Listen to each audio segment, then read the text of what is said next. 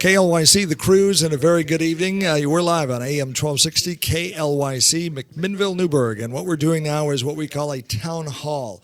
When we're live on the internet, you can see us on YouTube. You can also tonight see us on our Facebook page, KLYC Radio on Facebook, and KLYC.us, our website. The folks here at the McMinnville Senior Center have been gracious enough to allow us to use a room here.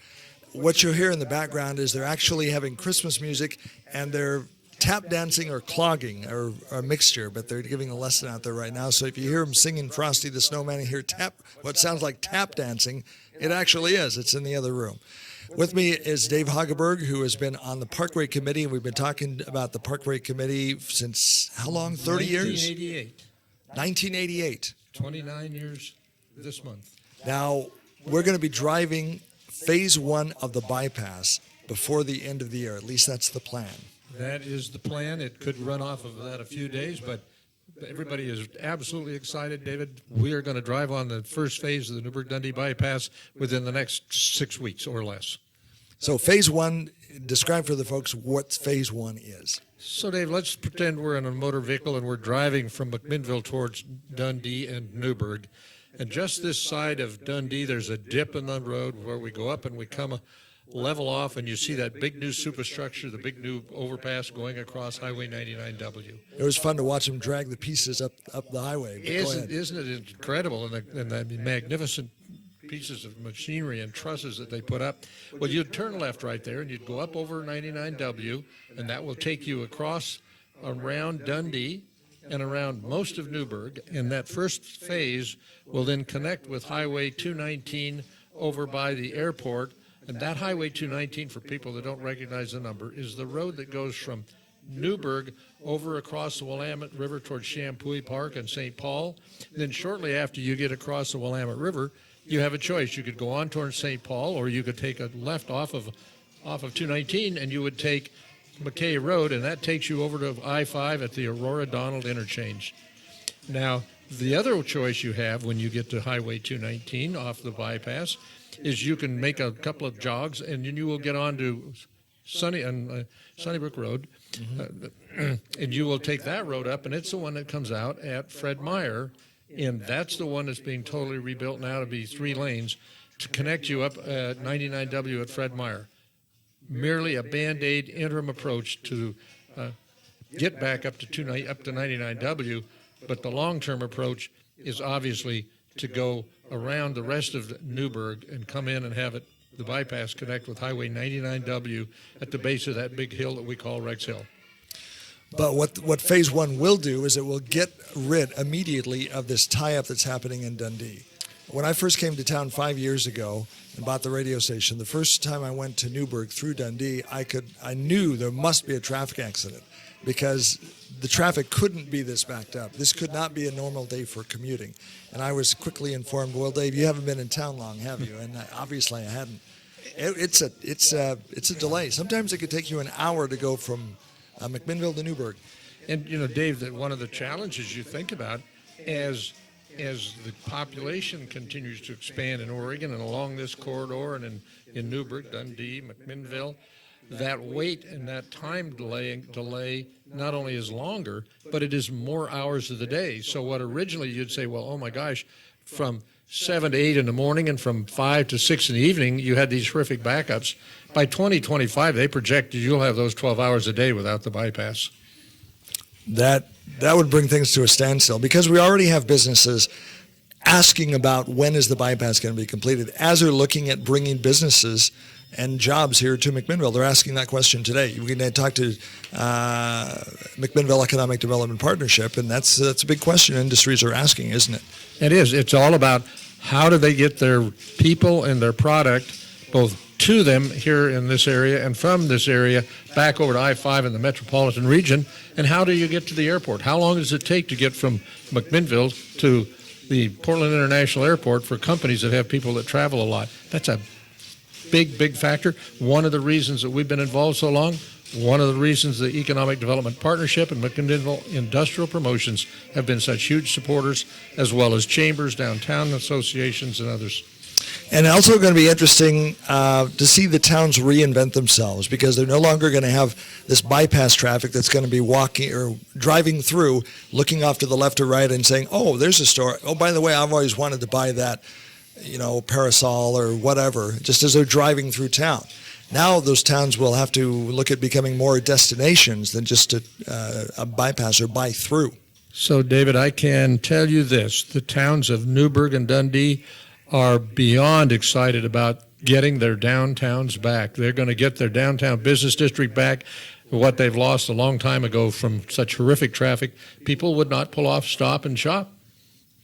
I know we talked to many people that drive through Dundee, and we talked to a lot of Dundee businesses, that people simply are afraid to stop because they can't get back into traffic.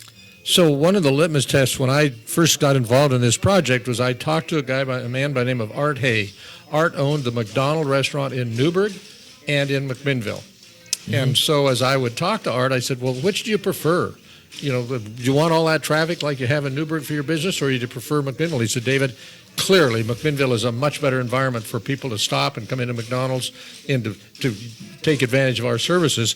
But he said, one concern I have, if you build a bypass and you've got an interchange, does that mean that somebody's hamburger company gets to put a big facility out there, and so all of the business stops out there and they don't come into town to shop? Sure. So one of the things we've made a big issue of, and it's become a bypass policy for the state of Oregon, is that there is a no commercial zone around those interchanges, so that number one, it is one company doesn't get to have the benefit of that traffic at an interchange to the exclusion of the rest.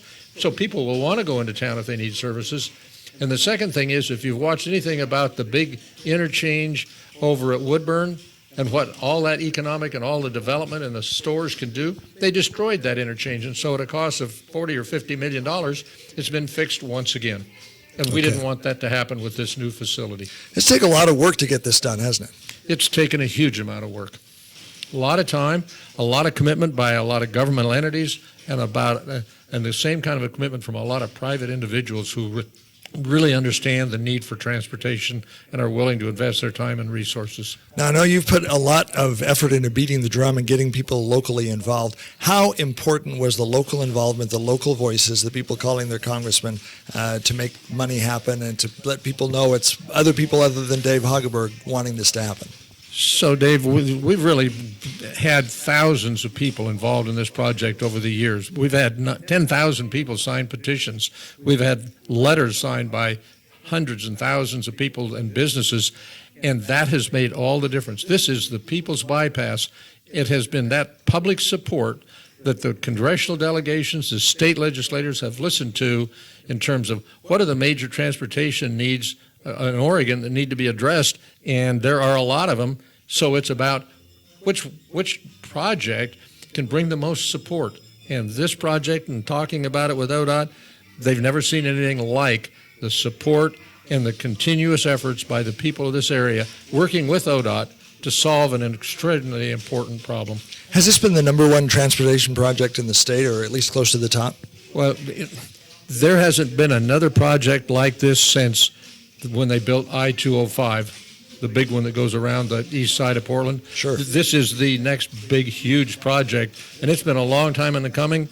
And I have to say, when it comes to managing big projects, the Oregon Department of Transportation has done a great job. They are under budget and on schedule on a project that started 4.5 years ago. They've done a really great job, and they've done it with a partnership with the Parkway Committee and local jurisdictions.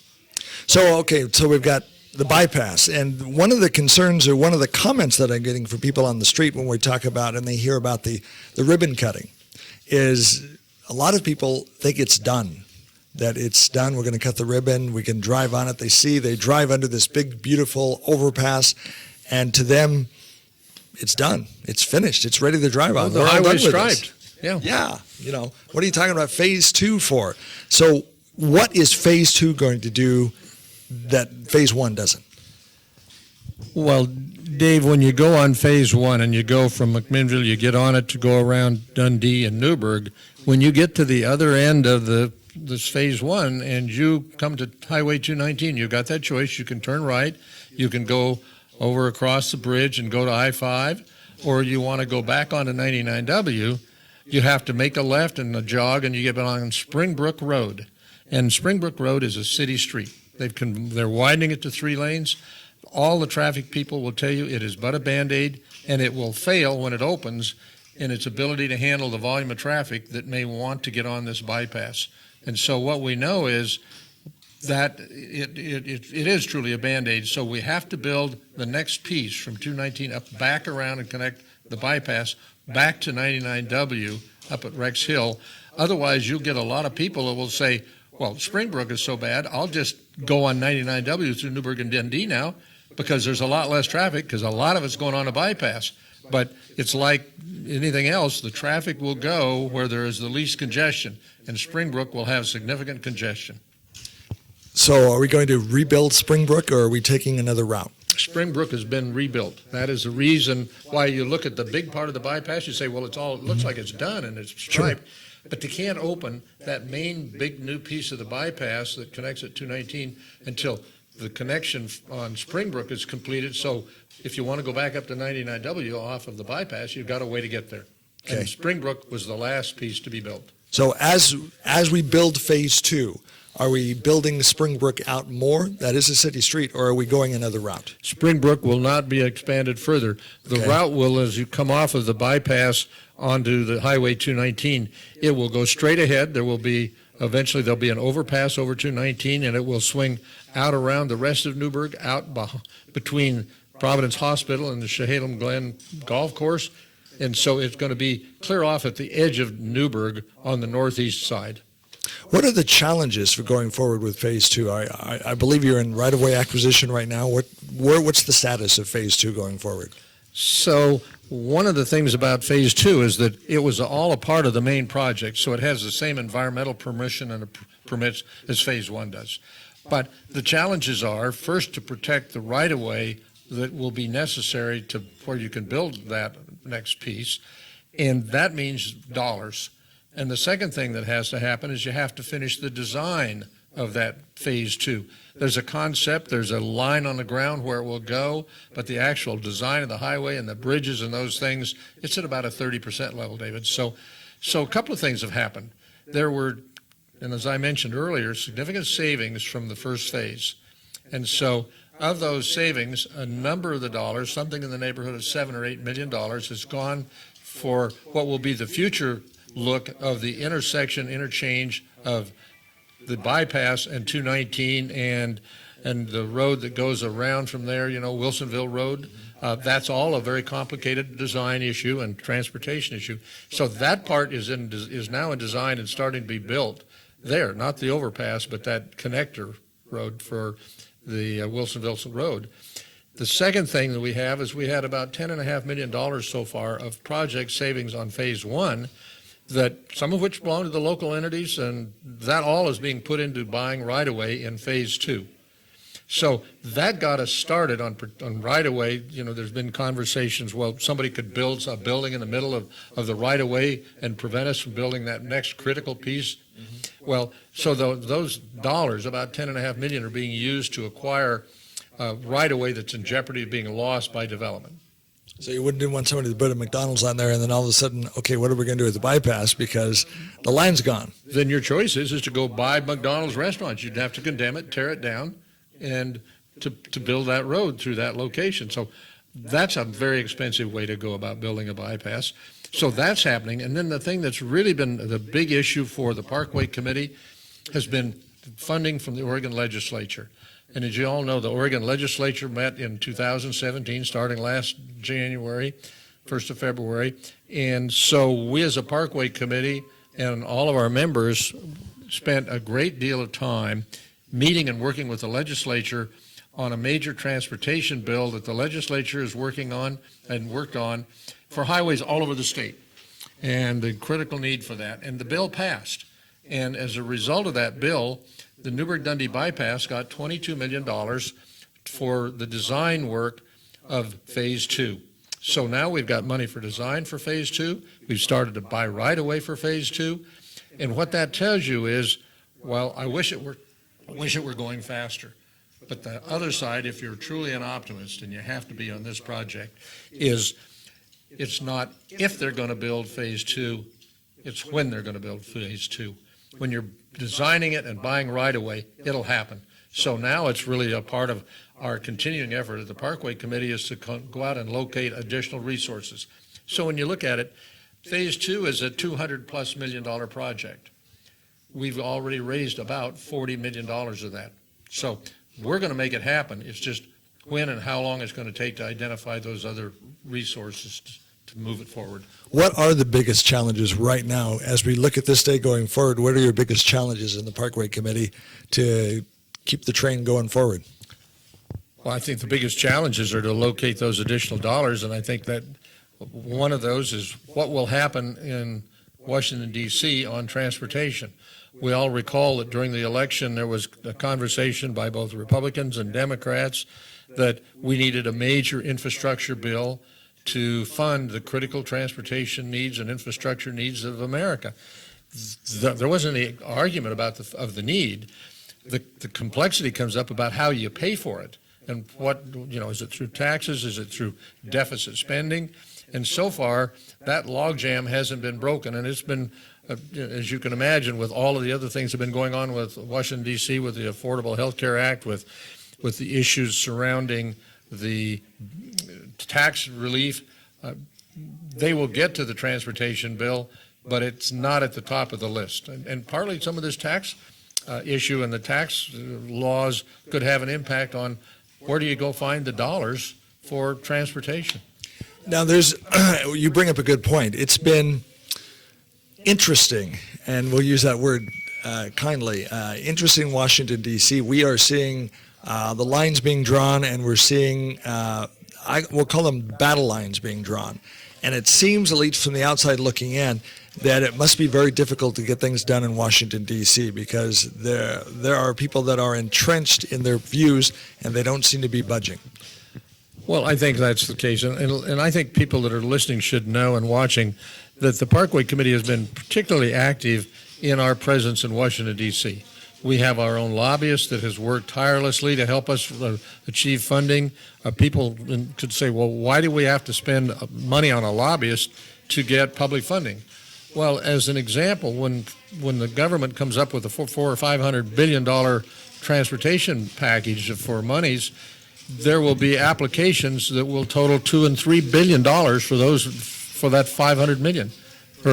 So, you just absolutely have to go out and find the best people you can to present your story in Washington, D.C. So when there's 5 or 10 times more requests for that money than there are dollars, and you've got to be there with the right kind of talent to sell your story. And so we've done that, and it's been very effective. With the money we've spent on our lobbyists, we have received over $250 million on phase 1, and we're now at $40 million for phase 2. So good investment. Have you made efforts to make sure you're making friends on both sides of the aisle? I'm sure you have. I can tell you that a long time ago I learned that in my judgment there are no political highways. In fact, the only one I know is if you're driving on the highway from Newburgh towards Portland and go over Rex Hill, and it may still be there was a sign that said it was a Herbert Hoover Memorial Highway. Right. Well, we all know Herbert Hoover was a Republican. Sure. So, to my knowledge, that may be the only political highway in Oregon, that one, if you want to consider it. But highways belong to all of us, and we shouldn't build highways based upon which political party we're in. We ought to build highways because they meet the needs of everybody. And so the Parkway Committee has been very careful to have friends on both sides of the aisle. I can tell you that some of our huge supporters in Washington, D.C., Senator Wyden, Congresswoman Bonamici, Congressman DeFazio from the Eugene area, have been huge supporters of this project. And so we've been very careful to do that, and we have the same kind of efforts when we go to Salem, and we work with people on both sides of the aisle to build highways that benefit all of Oregon and all Oregonians. What would you say to people that live around the Springbrook area that are kind of hesitant to see the bypass open because there's going to be a lot of traffic driving through their neighborhood? Well, we have one of the members of the Springbrook Homeowners Association that's on the Parkway Committee. We listen to those kinds of concerns and comments.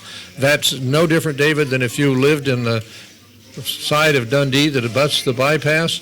Clearly, those people have an issue and concerns about what it not only does it look like, but how do you, when you build it, do it in a way that will minimize the impact, the light, noise, and visual impacts of that facility. And so the Parkway Committee has spent a huge amount of time with ODOT on design issues, on the design of the bridges, to do everything we can to look out for the neighbors and for the people that are abutting it, and to make it a project. When you drive on it, I think your mouth will drop and you're going to be proud of what you're going to see. Why is that? Is it the aesthetics? Is it the road? What you mentioned that, and I know you take a lot of pride in it because you've been working on this for 30 years. But as we look at the design of this project, is there anything that sets it apart from other projects? Oh, I think so, David. I think one of the things that ODOT has learned is to listen to the people that are going to live beside a facility. And on the Parkway Committee, we spent many Parkway Committee meetings with ODOT, with all of their design people, looking at what does an overpass look like. There's a lot of different ways to design and build an overpass, and what it looks like, and what are the aesthetics on it, what are the textures and the finishes, the railing, and how does it, what's the grade level on that, and how does it fit into the surrounding area. And the ODOT listened very carefully, and the Parkway Committee really was one of the basic parties that helped select what those facilities looked like. One of the concerns I've heard, I keep hearing the fishhook mentioned as we talk about phase 2, and the people are concerned about we're moving the congestion from Dundee over to where the fishhook interchange is going to be. Let's talk about that a little bit. So, David, we all are aware of when you go through Dundee, the traffic jam at the light at the school in Dundee, and it backs up traffic, no question, in both directions. However, the traffic's so bad it would be backed up anyway, but it certainly doesn't help traffic flow. So there are a lot of people that said, all right, when you built the bypass, and now at that fishhook intersection, and candidly, if you look at an aerial map of it, it looks like a fishhook, the way you turn and go up and over and across it.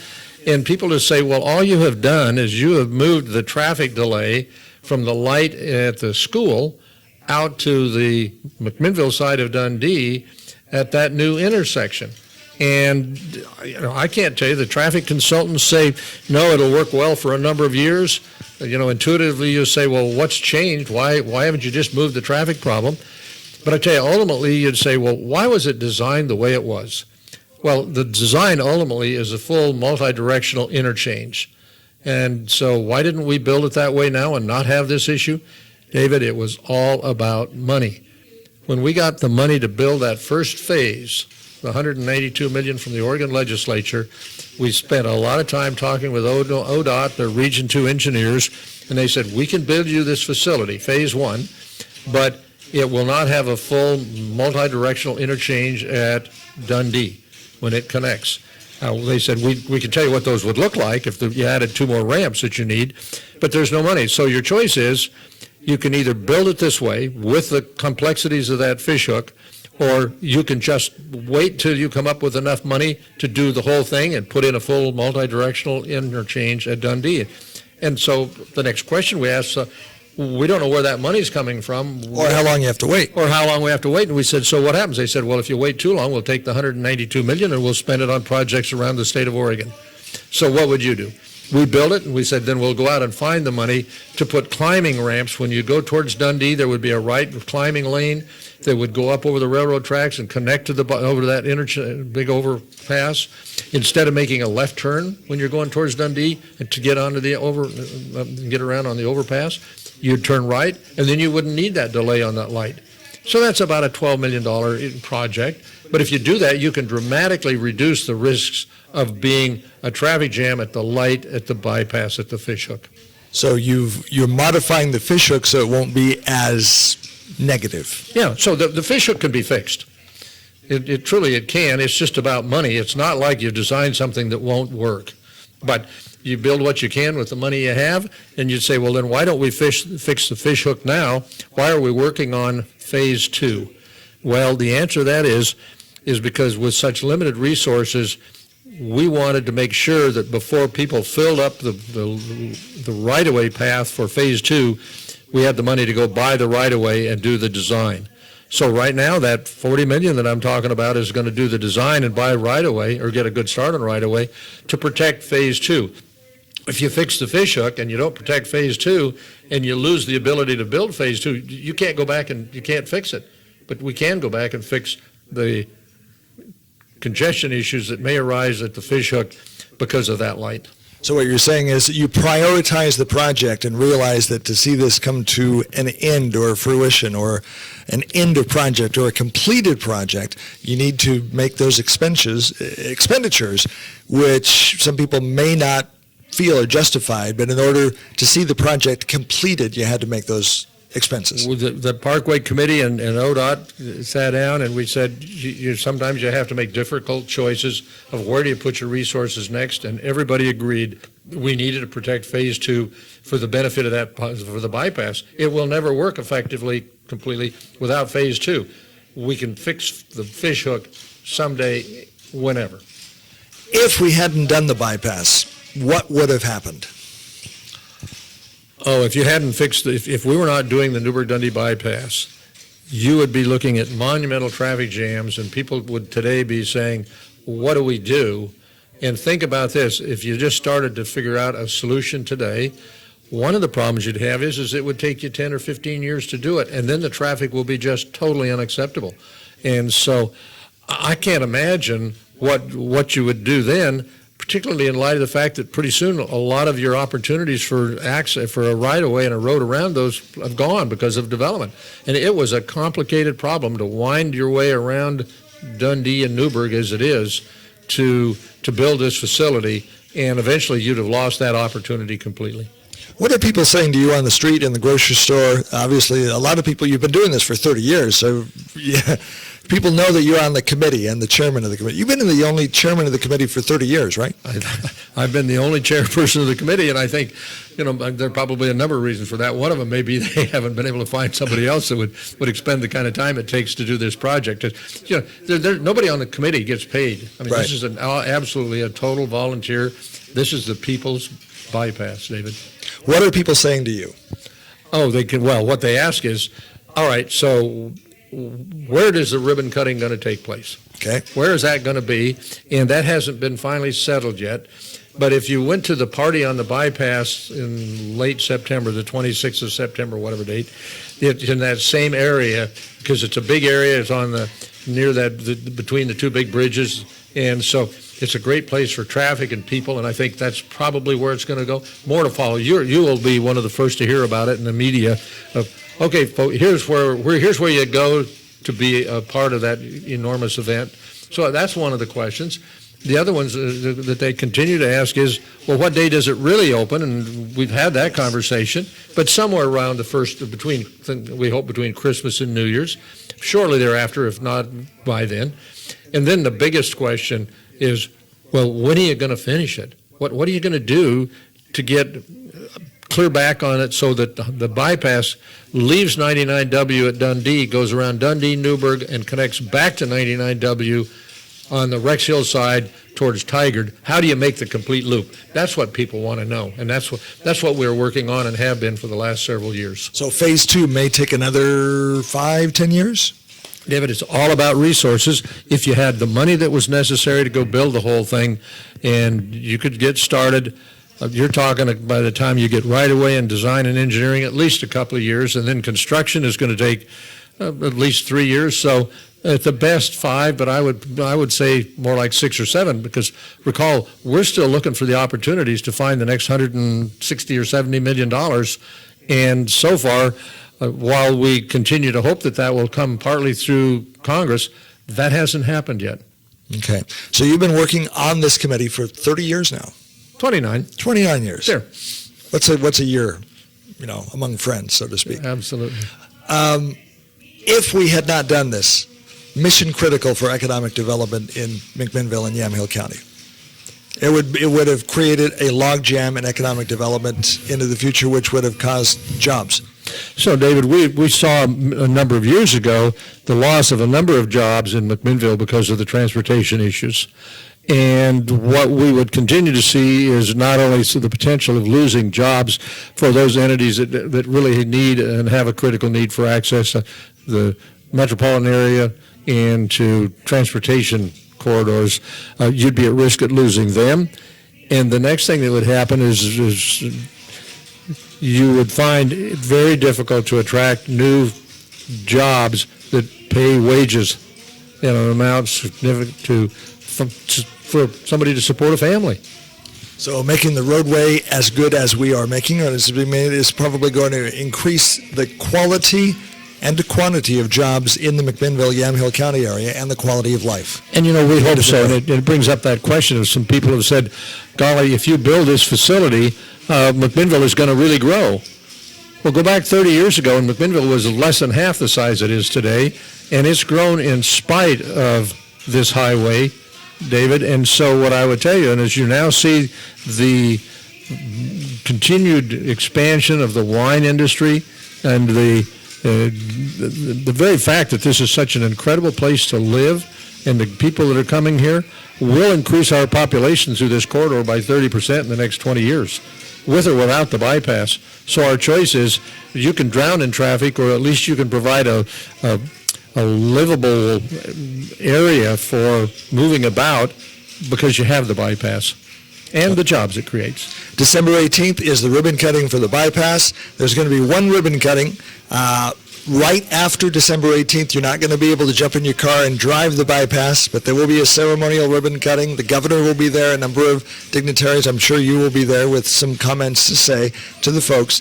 And then at some point before the end of the year, is what ODOT is telling us now, there will be somebody that will open the gate and wave the traffic through. And we don't know exactly what that looks like or what that last ceremony will be, but I'm sure there will be something. Well, I think what that's going to be, David, is that ODOT will see, and let's be careful that everybody understands, the delay is not ODOT's fault. The contractor, by its contract, has until December 31st to finish the highway. They don't have to turn it over before then, plus they've got another 4 or 5 days. So at some point they're going to say to ODOT, we are done. You can have possession under the contract on December 29th, for example.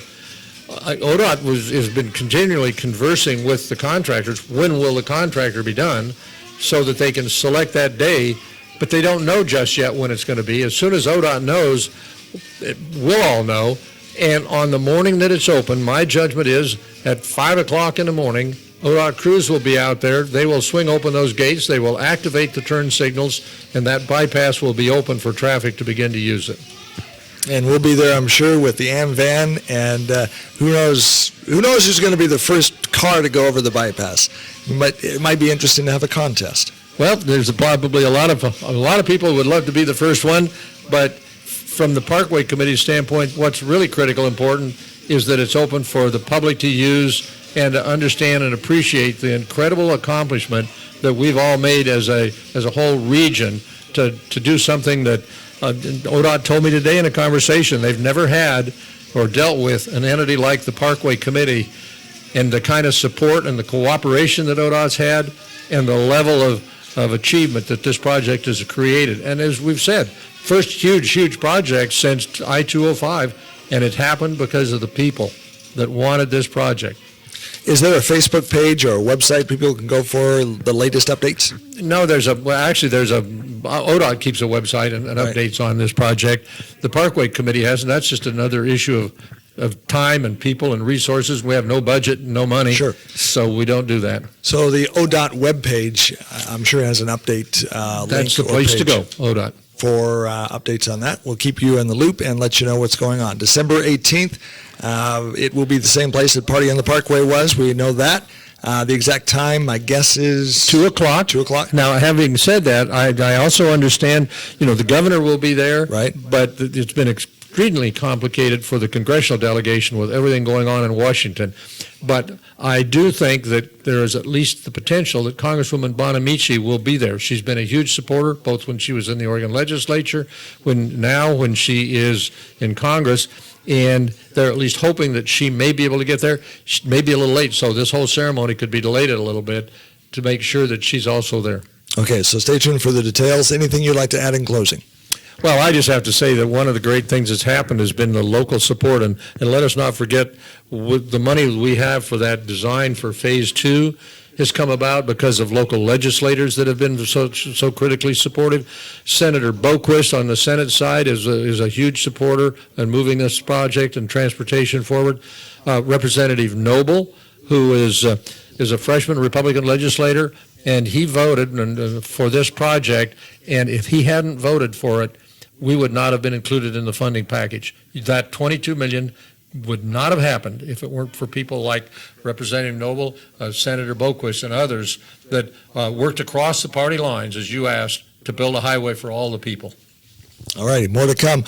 December 18th, put it on your calendar. We're going to be there. We'll let you know the time, the location. We'll pretty much know what that's going to happen. And then before the end of the year, when there is the swinging open of the gate, we'll let you know when that happens. And we want to be, we'll definitely be part of the first stream of traffic to drive the van over there and enjoy it. And I tell you what, it's been a long time in coming. Thank you for, Dave, all the work you've done. I know you've just been a tireless advocate for improving improving transportation in Yamhill County, specifically the Newburgh-Dundee bypass.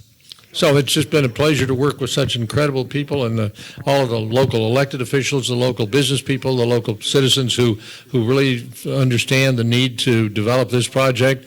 And I can tell you, David, when we had an issue we needed to address, or when we needed to have people go to Salem or to write letters, the efforts that they put forward were just incredible, and they never gave up. They never got tired. And it's tough when you think about putting volunteers together for 29 years to maintain that level.